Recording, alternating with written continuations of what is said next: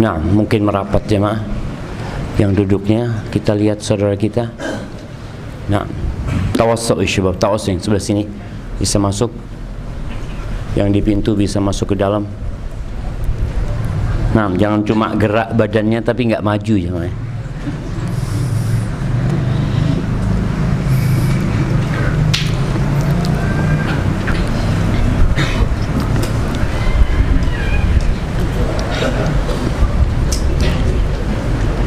Assalamualaikum warahmatullahi wabarakatuh.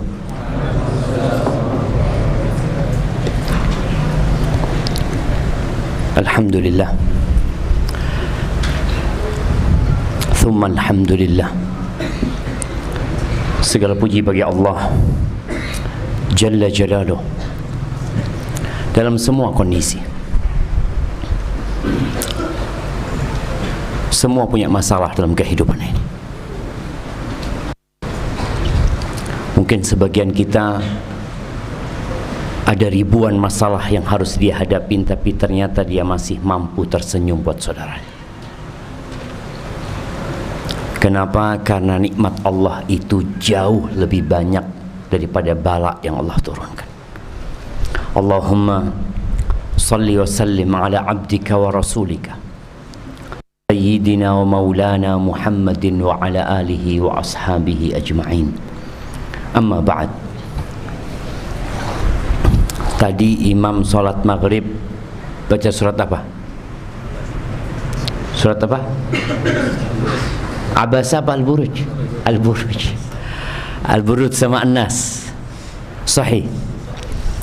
Subhanallah, ana dengar dia baca fa'alun lima yurid. Allah itu berbuat apa yang Allah kehendaki, bukan apa yang kita maui, bukan apa yang kita harapkan, dan bukan apa yang kita inginkan. Kalau antum baca sejarah Ashabul Ukhdud yang Allah ceritakan di surat Al-Buruj ini, bagaimana Allah memberikan ujian kepada mereka tatkala mereka beriman, di mana raja yang musyrik pada waktu itu membuat parit, kemudian di parit itu dikasih kayu bakar, lalu disulut dan dibakar. 20.000 orang yang tidak mau keluar dari agamanya itu dilemparkan ke dalam api.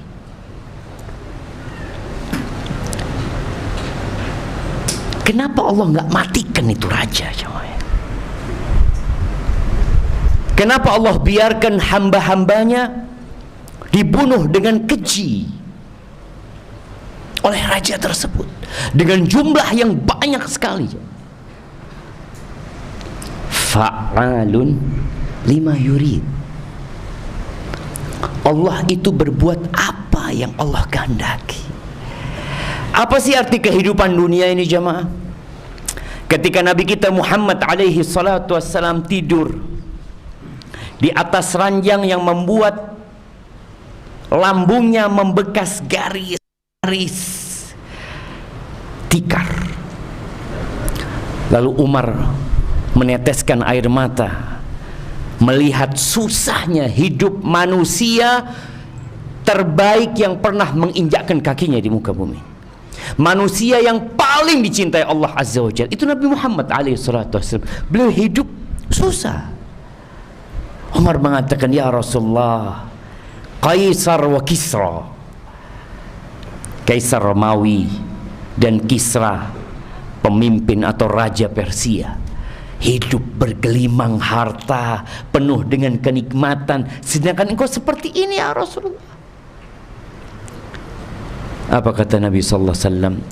Mali walid dunya. Apa urusanku sama dunia ini? Innama masali wa masalud dunya karakibin istawalla tahta syajarah thumma raha wa tarakaha. Permisalanku dengan dunia ini tidak lain hanya ibarat seorang musafir, seorang pengendara yang dia istirahat di bawah naungan pohon bentar, lalu pergi meninggalkan pohon tersebut selama-lamanya. Makanya kisah Ashabul Ukhdud bukan berarti orang-orang yang zalim dibiarkan. Tidak. Allah itu memberikan kesempatan kepada orang yang zalim itu untuk tobat, jemaah. Adapun orang yang dizalimi, maka ada anugerah dan rahmat yang luas buat dia. Ketika Allah mengatakan, innal ladzina fatanul mu'minina wal mu'minat, sesungguhnya orang-orang yang mengazab. Fitnah ini bermakna azab, menyiksa. Siapa yang disiksa? Orang-orang yang beriman dari kalangan laki-laki dan kalangan wanita, disiksa sama mereka. Apa kata Allah? Thumma lam yatubu, kemudian mereka nggak tobat. Artinya subhanallah, para mufassirin menyebutkan nih orang-orang zalim, mereka menyiksa kekasih Allah. Allah masih kasih waktu sama mereka untuk bertobat, diajak tobat. Kalau mereka bertobat, diampuni sama Allah subhanahu wa ta'ala, jemaah. Wallah jemaah, Allah itu Ar-Rahmanir Rahim, Allah itu Arhamur Rahimin. Bagaimana satu orang yang membunuh 100 manusia, Allah ampuni dosanya. Wa rahmati wasi'at kulli syai', kata Allah, dan rahmatku meliputi segala sesuatu, jemaah. Nggak ada orang zalim, nggak ada orang jahat yang datang kepada Allah subhanahu wa ta'ala dengan berjalan kaki, melainkan Allah akan berjalan, akan menghadap dia dengan berlari-lari kecil. Wa man atani yamshi ataituhu harwala. Itu Allah, jemaah. Tapi inna batsya rabbika lasyadid. Ketika orang-orang yang zalim itu mereka tidak mau bertaubat, ya, tidak mau kembali kepada Allah azza wa jalla, Allah katakan inna batsya rabbika lasyadid, ya, azab Allah itu pedih, ya. Allah kalau mengazab itu pedih.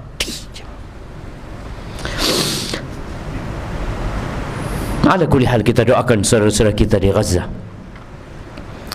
di Palestina secara umum, jemaah, yang mereka hidup bertahun-tahun, sebenarnya mereka hidup dalam kondisi yang tidak menentu. Kita nggak bisa apa-apa, paling nggak antum berdoa. Da'watul mazlum laisa bainahu wa bainallahi hijab. Doanya orang yang dizalimi itu nggak ada hijab, nggak ada hijab. Diangkat itu, doa orang yang itu diangkat ke langit, diangkat ke awan-awan saja. Lalu Allah mengatakan, wa izzati wa jalali la ansurannaka walau ba'da hin. Wa izzati wa jalali, demi keperkasaanku dan demi keagunganku, kata Allah, aku pasti menolong. Walau ba'dahin, walau bentar lagi gitu loh. Bentar lagi gitu loh. Wal Imam Syafi'i rahimahullahu ta'ala, beliau mengatakan, ya, tentang kedudukan doa yang banyak di antara kita meremehkannya. Beliau mengatakan, atahza'u bid-du'a'i wa tazdarihi wa ma tadri bima sana'ad du'a'u sihamul laili la tukhti walakin laha amadun walil amadin qida'u. Apa engkau meremehkan doa? Engkau merendahkan doa? Engkau nggak tahu apa yang dilakukan dengan doa ini? Doa itu anak panah di malam hari yang tepat sasaran, nggak mungkin luput, nggak mungkin. Tapi memang ada waktunya. Ada waktunya, jemaah. Dan ketika sampai waktunya, selesai. Para sahabat Nabi tatkala perang Khandaq, bagaimana kota Madinah saat itu dikepung oleh 10.000 pasukan. Allah menyebutkan kondisi para sahabat Nabi dan orang-orang yang hidup di kota Madinah. Allah mengatakan, hunalika tuliyal mu'minun wa zulzilu zilzalan syadida. Di situ tuh orang-orang beriman diuji, dicoba dan digoncangkan dengan goncangan yang syadida. Keras sekali goncangan itu, jemaah. Wallahi Nabi SAW ya, ketika beliau dengar perang Ahzab itu dengan pengkhianatan Yahudi Bani Quraidah, Nabi kirim satu orang.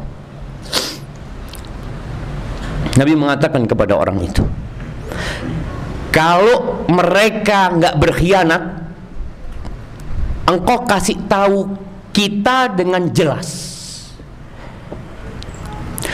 Tapi kalau mereka ternyata berkhianat, engkau kasih aku isyarat yang aku faham.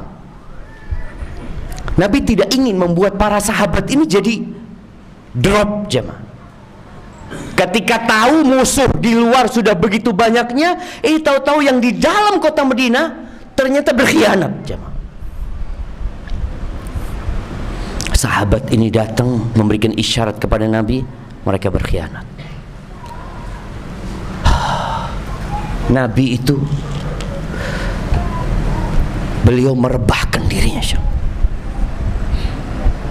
kondisinya begitu menakutkan. Seperti apa menakutkannya?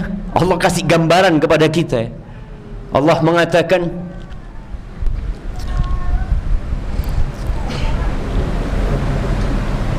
wa balaghatil qulubul hanajir wa tadhunnuna billahi dhununa. Allah mengatakan jantung orang-orang pada waktu itu sudah sampai ke kerongkongan. Orang kalau takut itu jantungnya tok tok tok tok tok. Ini jantung mereka sudah sampai ke tenggorokan. Benar-benar kondisi yang sangat mengkhawatirkan. Tapi apa kata orang-orang beriman? Dan inilah iman. Innallaha yudafi'u 'anil ladzina amanu. Allah itu belain orang-orang beriman, itu pasti. Tapi Allah akan berikan ujian kepada mereka. Oleh karena itu orang-orang beriman tatkala melihat pasukan itu datang, apa kata orang-orang beriman? Mereka mengatakan, hadza ma wa'adanallahu wa rasuluh. Ini loh yang dijanjikan sama Allah dan Rasul. Ini loh. Ini janji Allah dan Rasul. Janji yang mana? Janji yang mana? Allah itu nggak pernah ingkar janji. Janji yang Allah firmankan di surat Al-Baqarah ayat 214. Apa kata Allah? Am hasibtum an tadkhulul jannah. Kalian mengira kalian bisa masuk surga? Bayangin jemaah. Ini ayat turun di kota Madinah. Setelah 13 tahun sahabat Nabi ditindas di kota Mekah. Sampai mereka harus hijrah meninggalkan semua yang mereka miliki. Sampai kota Madinah mereka banyak yang tidur di masjid. Mereka nggak punya rumah, nggak punya pekerjaan. Sebagian mereka harus makan dari pemberian orang lain. Allah menurunkan firman-Nya, am hasibtum an tadkhulul jannah. Kalian mengira kalian bisa masuk surga? Wallahi jemaah, surga Allah itu mahal jemaah. Ala inna sil'atallahi ghaliyah, mahal jemaah. Gimana nggak mahal? Allah mengatakan, a'dadtu li'ibadiyas salihin ma la 'ainun ra'at wala udhunun sami'at wala khatara 'ala qalbi bashar.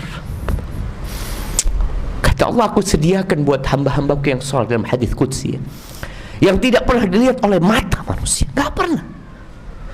Nggak pernah ada telinga yang mendengar tentang surga Allah itu. Bagaimana indahnya. wala khatar ala qalbi bashar. Orang itu menghayal. Nggak ada hayalan manusia yang sampai ke surga Allah SWT. Nggak ada. Terus kita mau santai mendapatkan hal itu. Ingat ketika ada sahabat Nabi yang datang kepada Rasul SAW, yang dia cinta sama kuda. Dia mengatakan, ya Rasulullah, afil jannati faras. Rasulullah, di surga itu ada kuda nggak?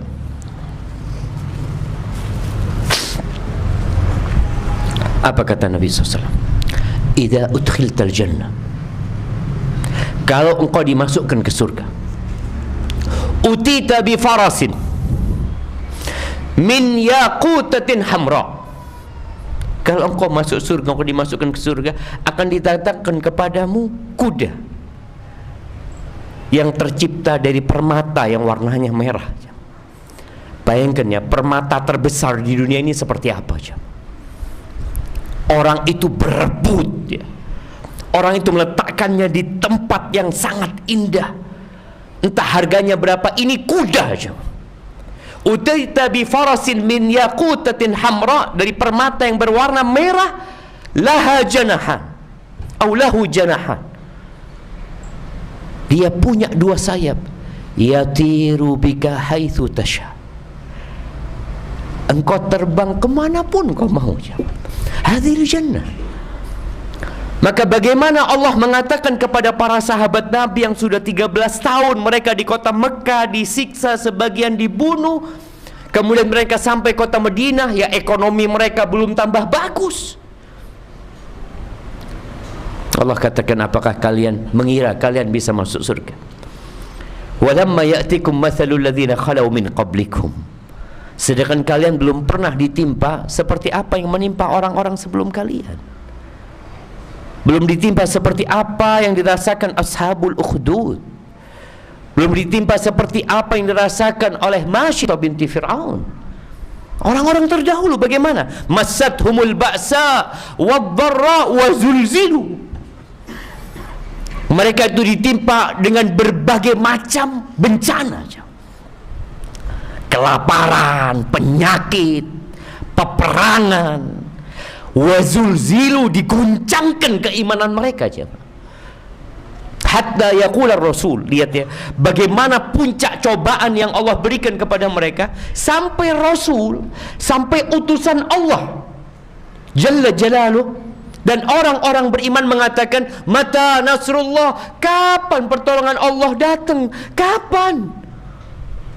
Bukan mereka nggak yakin sama pertolongan Allah, mereka yakin, tapi ucapan mereka istibtaan, karena melihat kok lambat kayaknya pertolongan Allah itu datang. Lalu Allah katakan, ala inna nasrallahi qarib. Pertolongan Allah itu dekat. Tapi untuk menyambut pertolongan Allah itu, ya kita harus sabar. Fa innal faraja ma'as sabri, fa innan nasra ma'as sabri. Kemenangan itu ada dengan kesabaran. Barakallahu fiik. Antum baca lagi nanti surat Al-Buruj ini, baca artinya, baca tafsirnya, kemudian antum renungkan, dan semoga Allah memasukkan kita ke surganya. Nah, kita sampai ke bab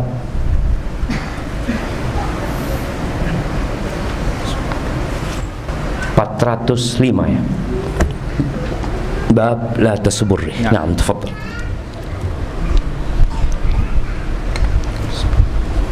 Ahsanallahu ilaikum wa waffaqakumullah. Bismillahirrahmanirrahim. Alhamdulillahi wassalatu wassalamu ala rasulillahi wa ala alihi wa sahbihi wa mawalah.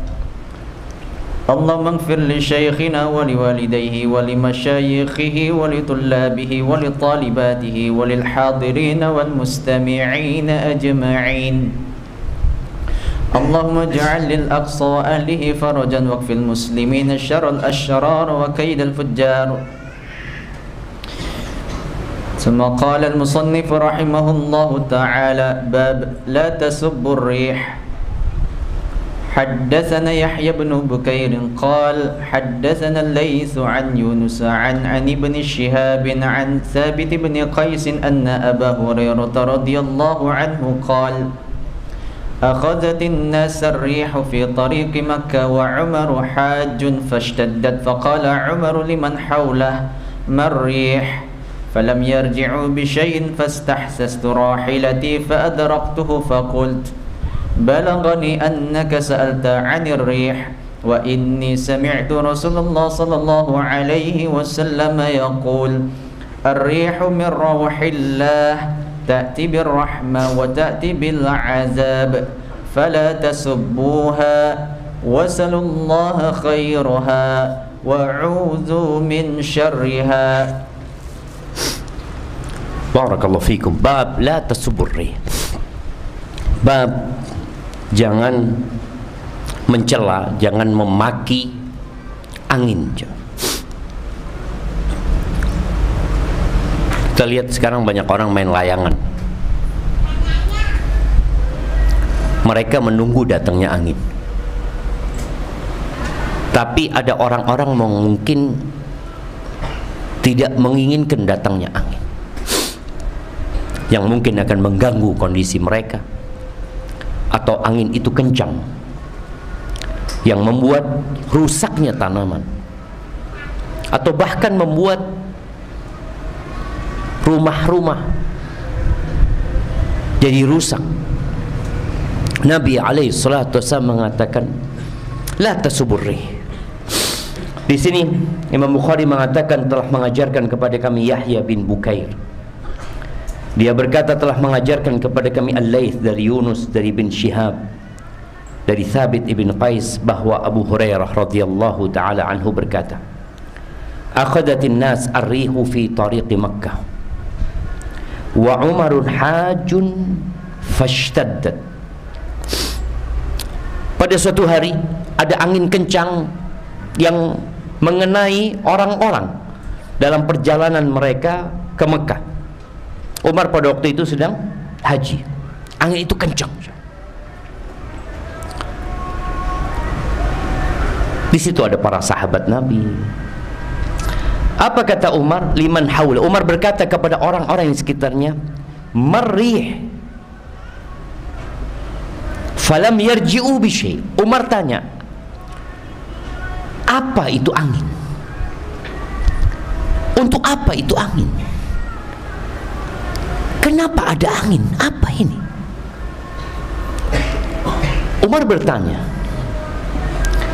Boleh jadi Umar sudah tahu. Umar ingin orang-orang mengetahui apa yang diketahui Umar. Boleh jadi Umar memang belum tahu hadisnya. Umar menanyakan kepada orang-orang di sekitarnya. Ini menunjukkan bahwasanya orang yang fadil, orang yang mulia itu tidak harus mengetahui segala sesuatu. Makanya kadangkala seorang ustadz, seorang guru yang mengajarkan sesuatu, boleh jadi ternyata muridnya itu punya ilmu yang nggak diketahui oleh gurunya. Apalagi sang murid belajar kepada banyak guru. Ketika Umar bertanya tentang angin itu, nggak ada yang jawab.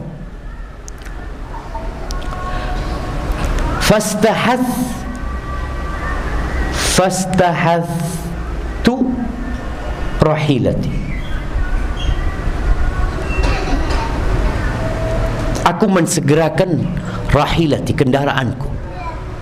Dicepetin ya, untuk bisa berjumpa dengan Umar bin Khattab. Karena Umar tanya, nggak ada yang jawab, dan Abu Hurairah tahu tentang angin itu. Fa'adraktuhu, sampai kedapatan Umar bin Khattab radhiyallahu anhu. Fakultu, lalu aku berkata, balaghani. Tadi fastahsathu rahilatina, fastahsathu rahilati.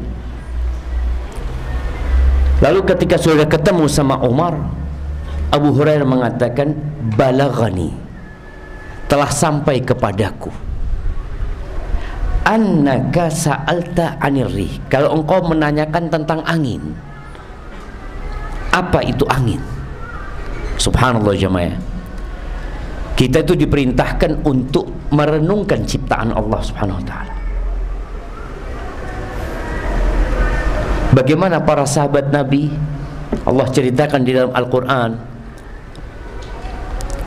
Dan boleh jadi pertanyaan ini bukan dari sahabat saja, dari orang-orang yang ada. Yas'alunaka 'anil ahillah, mereka bertanya kepadamu tentang bulan sabit. Kenapa ya bulan sabit kayak gitu ya? Mungkin sebagian kita nggak pernah tanya.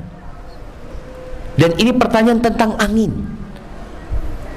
Maka akhirnya Abu Hurairah mengatakan kepada Umar, wa inni sami'tu Rasulullah sallallahu alaihi wasallam yaqul, dan sesungguhnya aku mendengar. Ini lihat, Abu Hurairah tidak menjawab dari hasil ijtihad dia, hasil pemikiran dia, enggak. Dia menyebutkan bahwasanya sesungguhnya aku mendengar Rasulullah sallallahu alaihi wasallam bersabda, ar-rihu min rauhillah, angin itu dari rauhillah. Apa makna rauhillah? Mulla Al-Qari mengatakan rahmat maknanya, kasih sayang Allah Subhanahu wa taala. Didatangkan itu angin, ta'ti bir rahmah wa ta'ti bil azab. Dan angin itu bisa jadi bawa rahmat atau bawa azab. Tapi ingat jemaah, ketika disebutkan angin itu dari rauhillah, yang diantara maknanya adalah rahmat Allah Azza wa Jalla, kenapa datang dengan azab? Allah ketika memberikan azab kepada suatu kaum di dunia ini, apa kata Allah? La'allahum yarji'un, agar mereka kembali kepada Allah Azza wa Jalla. Jadi sampai azab itu diberikan di dunia, tujuannya karena kasih sayang Allah, kasihan Allah sama orang ini. Orang itu kalau dikasih sehat selalu, dikasih sukses selalu, ujung-ujungnya bisa lupa sama Allah Azza wa Jalla. Seorang petani umpamanya selalu menghasilkan pertaniannya, tahu-tahu Allah kirimkan angin yang menghancurkan pertanian dia. Gimana? Katanya rahmat Allah Azza wa Jalla. Iya. Dengan hancurnya kebunmu, engkau jadi ingat sama Allah Azza wa Jalla. Bukan kata itu rahmat? Makanya kata Nabi SAW, idza ahabballahu abdan ibtalahu. Allah kalau cinta sama hambanya dikasih bala aja. Dan kalau kita tahu azab Allah itu bisa menghapuskan dosa orang itu di dunia juga, dan menyebabkan dia kembali kepada Allah Azza wa Jalla. Ta'ti bir rahmah wa ta'ti bil azab. Antum tahu anginnya Nabi Sulaiman, Masya Allah ya. Nabi Sulaiman itu raja, nabi raja. Beliau itu punya kuda-kuda yang bagus sekali ya, untuk berjihad di jalan Allah Azza wa Jalla. Tapi karena satu hal, kuda itu membuat Nabi Sulaiman lupa mengingat Allah Azza wa Jalla. Akhirnya kuda itu semuanya disembelih sama Nabi Sulaiman. Lalu Allah kasih ganti apa? Angin. Jadi anginnya Nabi Sulaiman itu yang Allah berikan, itu mengangkut pasukannya ke daerah yang mereka inginkan. Langsung berangkat pagi ini, nyampe pagi itu di tempat yang dituju. Itu dari rahmat Allah Azza wa Jalla buat orang-orang yang memang ikhlas berbuat ya. Allah kasih ganti Nabi Sulaiman angin ketika beliau dengan tulus menyembelih kuda-kuda yang bagus-bagus, yang membuat beliau lupa mengingat Allah Azza wa Jalla. Jadi rahmat. Angin itu di antara rahmatnya ya, membuat tanaman itu bisa berbuah karena adanya angin. Angin itu rahmat juga buat nelayan-nelayan. Antum lihat bagaimana nelayan-nelayan apalagi di zaman dulu jamaah, ketika mereka mengandalkan yang namanya angin. Sebelum ada mesin ya, kemana-mana mereka berangkat dengan angin tersebut jemaah. Allah sampaikan mereka ke tempat tujuan mereka. Tapi datang juga dengan azab. Bagaimana Allah Azza wa Jal menghancurkan kaum musyrikin Quraisy ketika perang Ahzab itu dengan angin yang Allah kirimkan buat mereka. Fala tasubbuha, jangan dimaki. Jadi kalau angin datang sekeras apapun jangan dimaki. Kita kan kadang sakit hati mengeluarkan kata-kata yang jorok, kata-kata yang jelek, memaki itu angin. Karena mungkin angin itu membuat rumah antum jadi berantakan, atau membuat tadi hasil pertanian jadi rusak. Nabi alaihissalatu wasallam mengatakan fala tasubbuha. Terus apa yang harus dilakukan? Wasalullaha khairaha. Yang harus dilakukan berdoa. Ketika ada angin yang kencang, antum berdoa. Doanya apa? Wasalullah khairaha, minta kebaikan angin tersebut. Karena tadi angin itu bisa jadi bawa rahmat, bawa azab.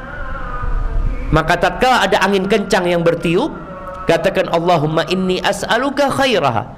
Nabi menyuruh kita untuk meminta kebaikan. Wa udzu min syarriha, dan mintalah kalian perlindungan kepada Allah dari keburukannya. Jadi kejadian-kejadian di alam yang mungkin kita tidak menginginkannya terjadi, maka selalu kita berbaik sangka sama Allah. Dan yang harus kita lakukan adalah berdoa. Berdoa, memohon kepada Allah Azza wa Jalla. Karena boleh jadi angin ini datang memang untuk mengazab. Ketika antum berdoa minta sama Allah Azza wa Jalla, maka insya Allah Allah Jalla Jalaluhu akan menyelamatkan antum dari keburukannya dan memberikan kepada antum kebaikan. Ahibati fillah, ketika angin datang, angin topan datang, badai datang, siapa di muka bumi ini yang bisa memalingkan angin tersebut? Ada yang bisa? Anak-anak kita dipertontonkan film-film yang mengandung unsur kesyirikan. Apa? Avatar, ingat? Iya. Kartun, ada kartun Avatar yang dia punya kekuatan untuk mendatangkan angin, ya, menguasai api atau air. Nggak ada sama. Semua itu hanya kebohongan, dan itu berbahaya ketika ditonton sama anak-anak kita. Akhirnya dia pakai gaya muter-muter, pergi yang main layangan ya, ketika nggak ada angin. Kita itu biasanya dulu kalau mau main layangan nggak ada angin, apa yang dilakukan? Bersiul ya. Mana tuh? Antum dibohongin jemaah. Doa minta sama Allah. Karena bumi ini ada pemiliknya. Angin itu ada pengaturnya. Bukan antum bersiul kemudian angin itu datang. Ada lagi mungkin bersenandung atau apa, berdoa. Jadi ini buat anak-anak yang mau main layangan kemudian nggak ada angin, doa, ya Allah, kirimkan angin ya Allah. Doa minta sama Allah Subhanahu wa taala. Kita tuh disuruh berdoa, memohon kepada Allah dalam segala hal. Apalagi dalam kondisi yang antum tidak mampu.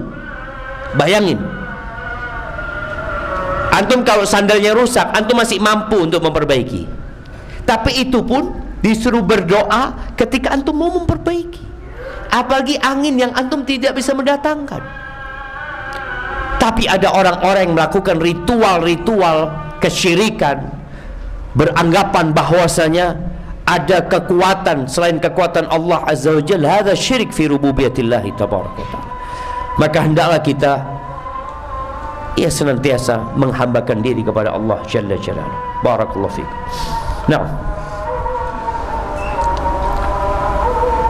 Ahsanallahu ilaikum wa wafaqakumullah. Thumma qala al-muallif rahimahullahu ta'ala, bab qawli ar-rajuli mutirna binaw'i kaza wa kaza. حدثنا إسماعيل قال حدثنا مالك عن صالح بن كيسان عن عبيد الله بن عبد الله بن عتبة بن مسعود عن زيد بن خالد الجهني أنه قال صلى لنا رسول الله صلى الله عليه وسلم صلاة الصبح بالحديبية على أثر سماء كانت من الليلة، فلما انصرف النبي صلى الله عليه وسلم أقبل على الناس فقال هل تدرون ماذا قال ربكم؟ قالوا الله ورسوله أعلم. قال أصبح من عبادي مؤمن بي وكافر، فأما من قال مطرنا بفضل الله ورحمته فذلك مؤمن بي كافر بالكوكب، وأما من قال بنوع كذا وكذا فذلك كافر بي مؤمن بالكوكب. بارك الله فيك. نسمع الأذان جماعة.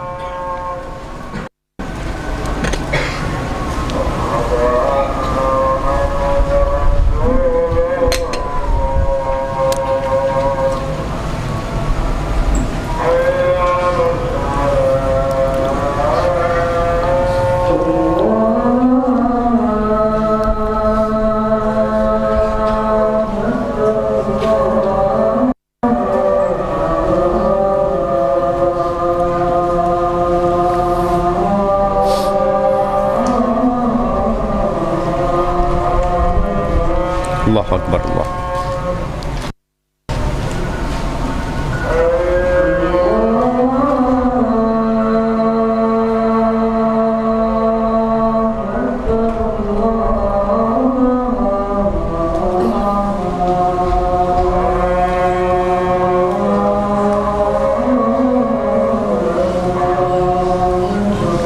الله أكبر. الله أكبر.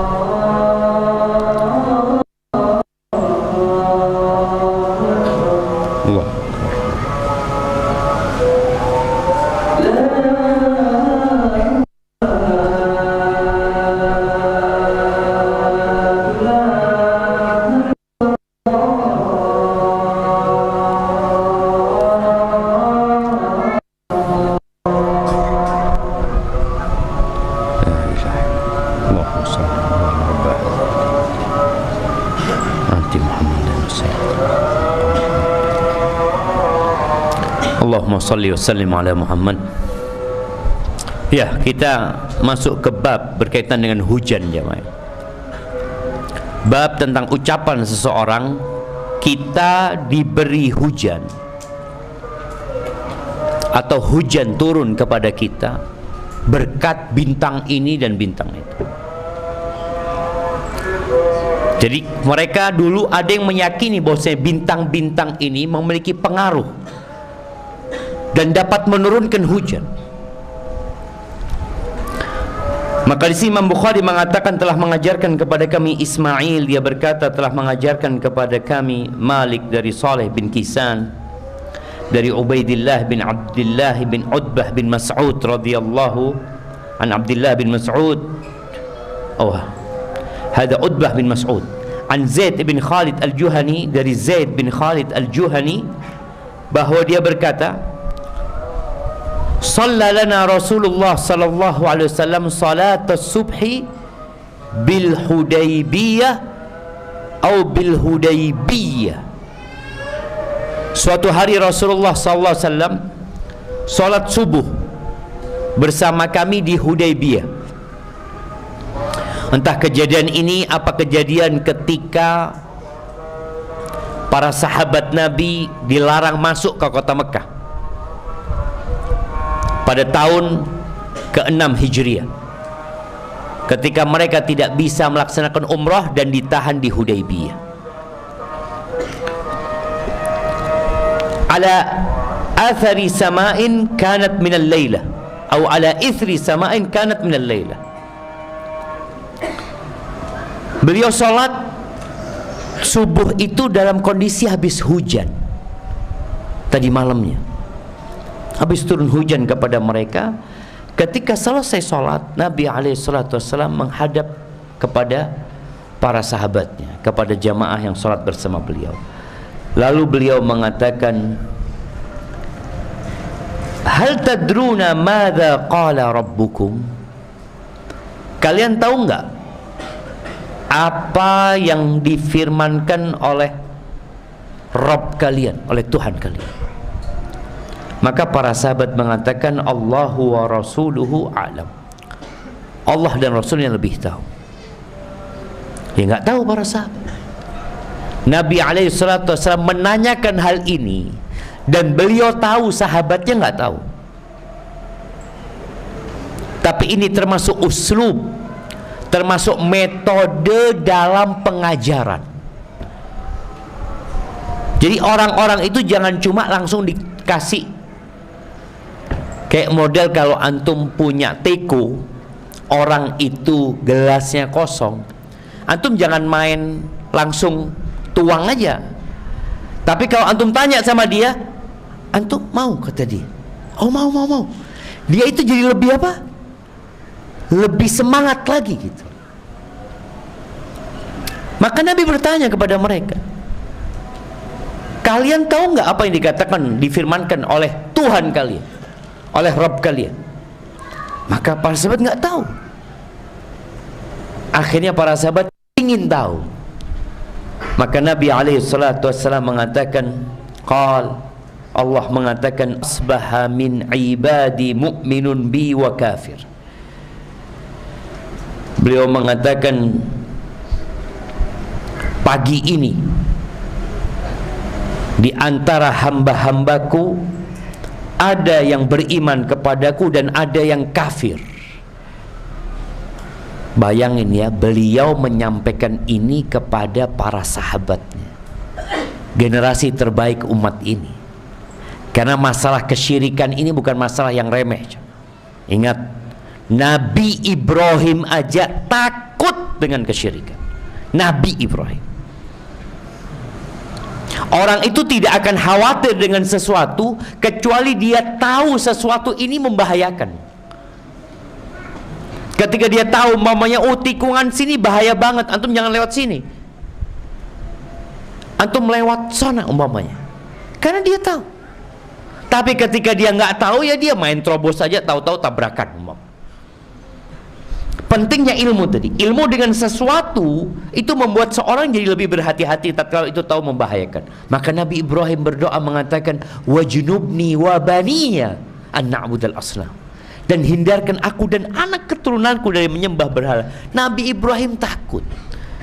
Maka di sini Nabi kita Muhammad alaihi salatu wasallam bagaimana mendidik para sahabatnya untuk benar-benar memurnikan keimanan mereka kepada Allah Azza wa Jalla.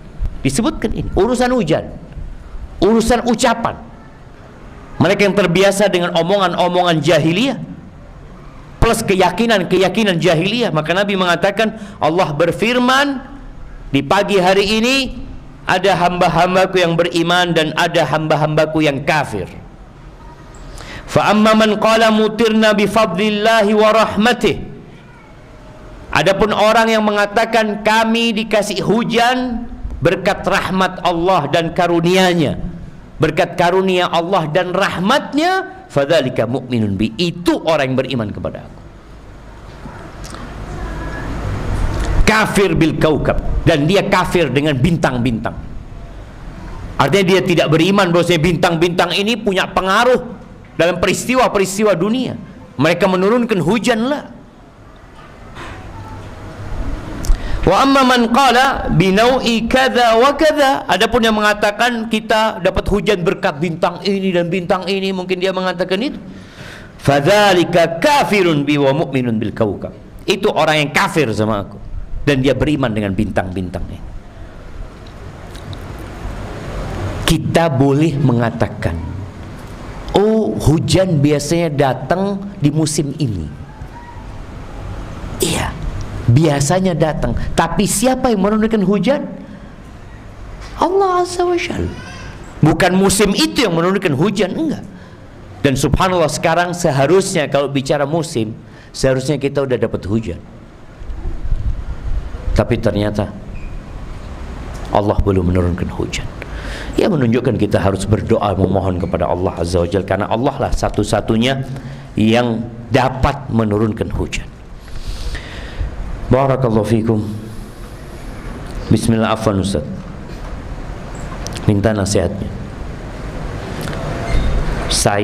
Kami pribadi biasa jenuh dengan kuliah kami. Terkadang kami berpikir dengan orang tua yang membiayai kami pusing. Kami juga terkadang berpikir untuk mencari biaya kuliah sendiri, tapi kami takut pikiran kami terbagi, tidak bisa fokus. Kami mohon nasihatnya, nasihat dan sarannya Ustaz, yang mana afdal buat kami. Faham antum ya? Biasa jenuh dengan kuliah kami, jenuh. Terkadang kami terpikir atau berpikir dengan orang tua yang membiayai kami. Kami pusing, jenuh, pusing. Iya.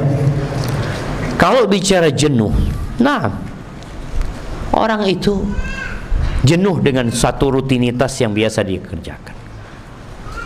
Makanya antum harus kreatif supaya nggak jenuh. Ada banyak kegiatan yang bisa antum lakukan. Di STDI ada kegiatan-kegiatan yang diasuh oleh BEM. Antum ikut kegiatan-kegiatan itu. Ada maktabah untuk memecah kejenuhan. Ketika orang tua antum ingin antum fokus, antum fokus. Tapi bagaimana menghilangkan kejenuhan itu tadi? Dengan keragaman kegiatan, insya Allah antum nggak jenuh. Kegiatan di kelas itu kegiatan wajib. Antum perlu mencari kegiatan yang sunnah, seperti kajian ba'dal maghrib, ba'dal subuh, ya. Kemudian ikut kegiatan-kegiatan, ada jamiah di sini ada beberapa jamiah kita punya fokus, kita punya fikih atau fakih, fakih, nah, masya Allah, ikut antum supaya nggak jenuh. Tapi kalau antum cuma masuk kelas, pulang ke kos-kosan, masuk kelas, pulang ke kos-kosan, masuk kelas, pulang ke kos-kosan, terakhir nggak masuk kelas, walau ke kos-kosan. Kenapa? Karena antum jenuh di kuliah, jenuh di kos-kosan, jenuh antum nggak ada kegiatan. Maka cari kegiatan yang bermanfaat. Dan ingat, pemuda itu punya banyak energi. Kalau orang-orang tua kayak anak sudah energinya sudah berkurang, tapi antum punya banyak energi, punya banyak waktu untuk berbuat. Barakallahu fikum. Kami pernah mendengar jika Palestina menang melawan Yahudi saat ini, apakah itu tanda-tanda kiamat? Jamaah, Palestina itu kita.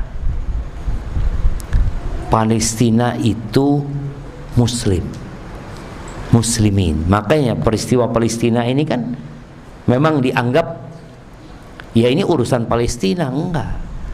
Dari sejak awal media itu memang ingin membuat Palestina ini ya urusannya Palestina. Dulu enggak, urusannya umat Islam, qadiyah Islamiyah. Setelah itu jadi qadiyah Arabiyah. Setelah itu jadi qadiyah Filistiniyah. Setelah itu jadi qadiyah Gaza. Kalau bicara tanda-tanda kiamat, banyak tanda-tanda kiamat yang belum turun. Yang jelas Allah Azza wa Jal akan memenangkan umat Islam. Dan ketika terjadi perang nanti jemaah, yang umat Islam akan menghabisi orang-orang Yahudi yang zalim itu, Nabi SAW menjelaskan kondisi itu sampai bebatuan berbicara, sampai pohon bicara.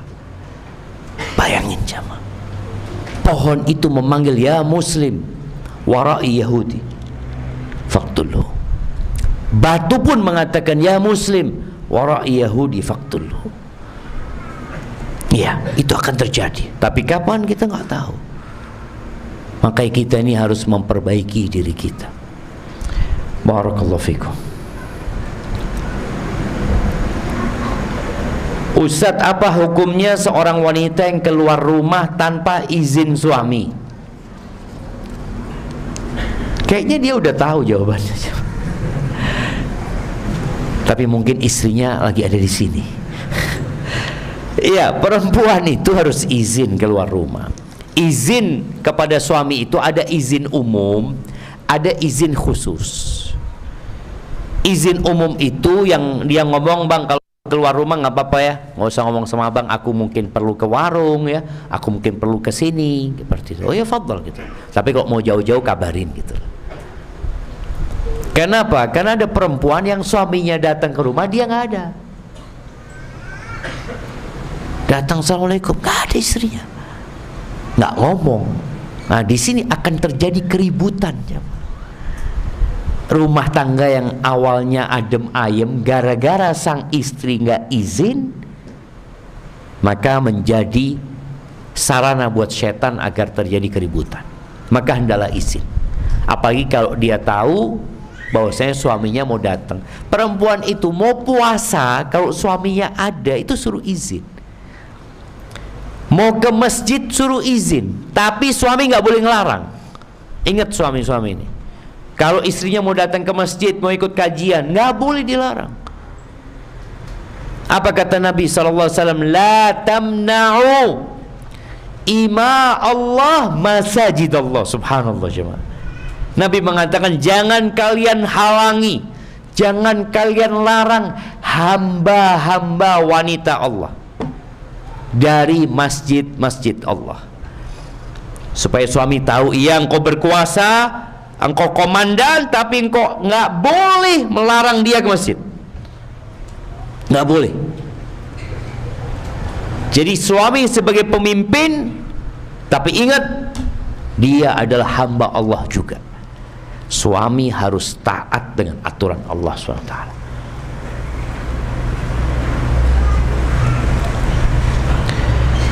Apakah ada sahabat Nabi yang bernama Nuaiman? tersebar di internet kisah-kisahnya bahwa Nuaiman itu terkenal dengan jenakanya seperti Abu Nawas. Enggak lah, enggak kayak Abu Nawas. Ada beberapa riwayat tentang kejenakaan Nuaiman, sahih. Ada.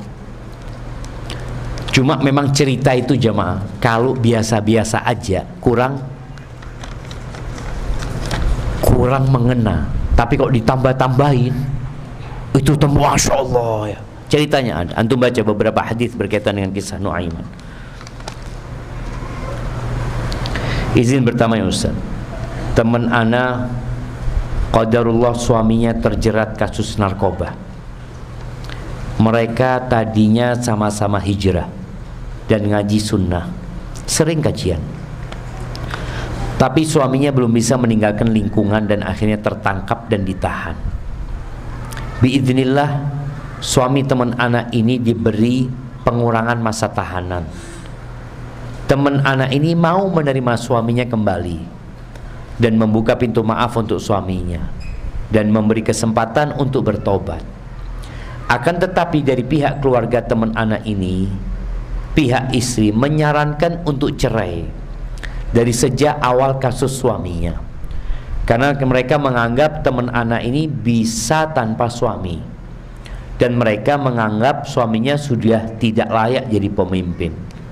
Sementara teman anak masih membuka kesempatan dan masih sayang kepada suaminya, dan mereka memiliki 3 anak, yang paling kecil masih umur 8 bulan dan belum pernah ketemu dengan ayahnya. Apa yang harus dilakukan untuk menyikapi keluarga yang menginginkan pisah tapi teman ana masih mau dengan suami tersebut? Jazakumullahu khairan. Nah, nggak ada yang nggak mungkin. Artinya suamimu bisa berubah. Itu yang harus ditekankan oleh istri ini kepada pihak keluarga. Bukan karena engkau bisa hidup tanpa suami, tapi karena engkau berharap suamimu bisa berubah. Ini yang harus dipastikan. Dan paling tidak engkau bikin perjanjian sama suami. Karena ada suami yang memanfaatkan cinta istrinya. Nggak mungkin istri anda minta cerai. Nggak mungkin istri anda berani gugat cerai. Nggak mungkin. Dalam Islam, kasus ini dia boleh minta cerai. Tapi karena sang istri masih berharap suaminya bertobat kepada Allah, ini yang perlu engkau sampaikan kepada keluarga. Nggak, aku mau kasih kesempatan lagi buat dia. Dan sampaikan, kalau ternyata dia ngulangin lagi, sudah. Dan sampaikan itu juga kepada suami. Bukan hanya disampaikan. Ketika disampaikan kepada suami, harus bikin kesepakatan. Karena kalau dia cuma ngomong, dia mau berubah, tapi kawannya tetap, ya nggak akan berubah. Harus hijrah juga dia dari tempat kerjanya. Harus meninggalkan kawan-kawannya. Maka yang membunuh 100 orang itu, apa kata orang alim itu? Engkau bisa bertobat. Gak ada yang menghalangimu dari tobat, tapi engkau harus hijrah. Engkau tinggalkan kampungmu, baru engkau jadi benar. Tatkala seorang ngomong dia bertobat tapi tetap berada di lingkungan yang seperti itu, ya balik lagi dia. Maka itu mungkin yang perlu difahamkan. Bagaimana seorang istri ini, seorang anak ngomong sama orang tua, aku akan kasih kesempatan, aku akan bikin kesepakatan. Jadi dikasih kesempatan, tapi juga bikin kesepakatan bahwa dia akan berubah. Ada seorang istri, subhanallah, yang suaminya berzina. Sang istri mau nerima suaminya lagi, asalkan satu, dia tinggalkan pekerjaan itu. Dan alhamdulillah ditinggalkan pekerjaan itu, benar akhirnya. Tapi kalau dia tetap di tempat yang sama, yang di situ dia berbuat dosa, ya boleh jadi dia akan tertarik lagi dengan dosa itu. Barakallahu fikum.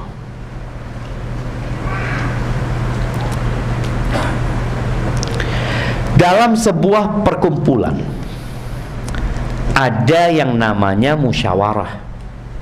Bagaimana agar menjadi pribadi yang tawadhu, lapang dada tatkala berdiskusi. Karena tidak jarang keretakan suatu hubungan terjadi setelah musyawarah. Iya, yang pertama ketahuilah dalam musyawarah itu ada yang namanya ketua. Ada yang jabatannya lebih tinggi dari antum. Biasanya ketua ngajak musyawarah. Ketika musyawarah, antum harus belajar menerima pendapat orang lain. Tidak selalu pendapat antum benar. Boleh jadi antum meyakini pendapat antum benar, tapi tatkala terjadi pengambilan keputusan ternyata pendapat antum nggak diambil. Antum ingat perang Uhud. Ketika perang Uhud, Nabi SAW dan orang-orang tua itu berpendapat, nih musyawarah nih, bertahan di dalam kota Madinah. Yang muda-muda yang kemarin nggak ikut perang Badar, oh mereka nggak, kita hadapin mereka di luar. Akhirnya Nabi SAW mengikuti pendapat sahabat-sahabat itu. Kemudian kalah. Apakah setelah terjadi kekalahan, mereka sahabat-sahabat mencela yang berpendapat untuk keluar dari kota Madinah? Enggak dicela. Karena tatkala selesai musyawarah, hasil keputusan itu adalah hasil keputusan bersama. Bukan karena antum nggak setuju, anda nggak ikut-ikut. Enggak, antum harus ikut dalam hal itu. Dan selalu berbaik sangka dengan orang lain. Boleh jadi pendapat dia lebih bagus ya. Dan kita musyawarah jemaah. Kita di STD musyawarah ya. Kadang kala diskusi panjang ini itu. Yang terakhir ya sudah. Nanti keputusan mudir menyebutkan ini ya sudah kita. Ada orang mengatakan buktikan bentar lagi. Gak mungkin benar pendapat itu. Gak boleh antum. Antum harus berdoa. Karena kita bukan bicara maslahat pribadi, tapi kita bicara maslahat bersama. Perlu belajar. Ana sering kali ngomong sama istri Ana. Ketika dia ada rapat ini itu, dia ngomong, bang ini kayak gini pendapatnya ini itu. Ana ngomong sudah, ini organisasi, ada rapat, ada musyawarah. Nggak selalu pendapatmu harus diterima. Oh gitu, iya kata dia. Tenang aja jemaah. Apa katanya orang? Slowly, slow aja jemaah, slow.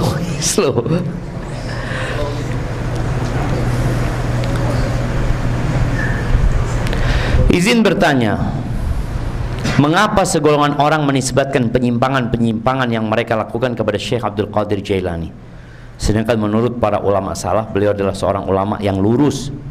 Mengapa bisa demikian Ustaz? Jazakallah khair. Jemaah, Syekh Abdul Qadir Jailani ini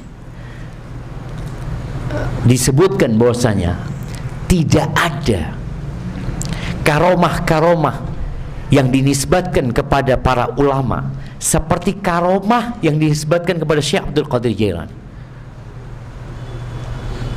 Yang banyak karomah itu nggak semuanya benar gitu loh jemaah. Sampai ada di salah satu buku manaqib Syekh Abdul Qadir Jailani ini lagi makan ayam. Salah satu wali santri datang. Wali santrinya makannya nggak enak ya mah. Ya makan ya. Kayak antum lah makan di mana? Di dapur sana ya. Ustadznya makan enak-enak. Ini katakan Syekh Abdul Qadir Jailani, subhanallah, makan ayam jemaah. Satu ayam sampai habis. Kata wali santrinya, siapa ini santri-santri makannya nggak enak, engkau makannya kayak gini. Dilihat sama Syekh Abdul Qadir Jailani orang ini. Lalu ayamnya ini disuruh bangun, udah tinggal tulang dong jamaah. Bum. Bangun ayam itu jamaah. Asyhadu an la ilaha illallah, asyhadu anna Muhammad Rasulullah, Abdul Qadir Jailani waliullah. Terus mati lagi ayam itu jamaah. Kayak gini, kalau anakmu sudah bisa kayak gini, oh iya Syekh. Di mana cerita itu jemaah? Jadi ada banyak cerita-cerita yang dibuat-buat seperti itu. Ya, manusia itu banyak di antara mereka yang malas beramal. Mereka maunya bergantung kepada karomah orang lain. Udah kita bahas bagaimana Nabi SAW menyuruh sahabatnya untuk beramal ya. Jangan sampai ya orang-orang datang dengan amal dan kalian datang dengan harta nanti pada hari kiamat. Wallahu alam, itu mungkin yang berkaitan dengan Syekh Abdul Qadir Jailani. Makanya banyaknya penisbatan karomah-karomah, illa beliau adalah alim min ulama'il muslimin, dan tugas kita adalah mengambil ilmu beliau, mengamalkan ajaran-ajaran beliau yang sesuai dengan sunnah Nabi alaihi salatu wasallam. Itu tugas kita. Ketika seorang membaca sejarah Syekh Abdul Qadir Jailani, ya ambil pelajaran lalu amalkan dalam kehidupan ini. Ahibati fillah, itu mungkin dapat kita kaji kesempatan kali ini. Aqulu qawli hadza wa astaghfirullah li wa lakum wa lisairil mu'minin wal mu'minat fastaghfiruhu innahu huwal ghafurur rahim.